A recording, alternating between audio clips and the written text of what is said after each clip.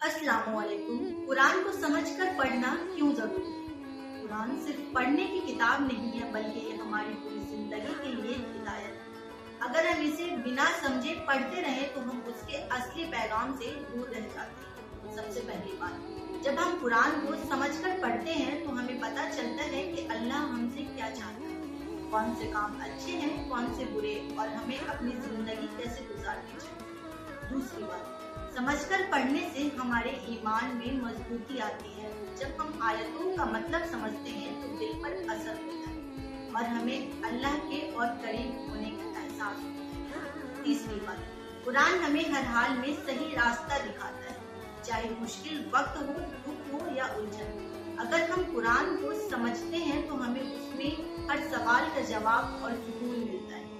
एक और अहम बात, सिर्फ पढ़ना सवाब जरूर देता है, लेकिन समझकर उस पर अमल करना ही असली मकसद है। कुरान हमें सिर्फ जानकारी देने के लिए नहीं, बल्कि हमारी सोच और किरदार को बेहतर बनाने के लिए उतारा गया है। इसलिए हमें कोशिश करनी चाहिए कि हम कुरान को तर्जुमा और तफसीर के साथ पढ़ें, ताकि हम उसे अपनी जिंदगी में अमल कर सकें। यानी कुरान को समझकर पढ़ना इसलिए जरूरी है क्योंकि यही हमें सही रास्ता और कामयाबी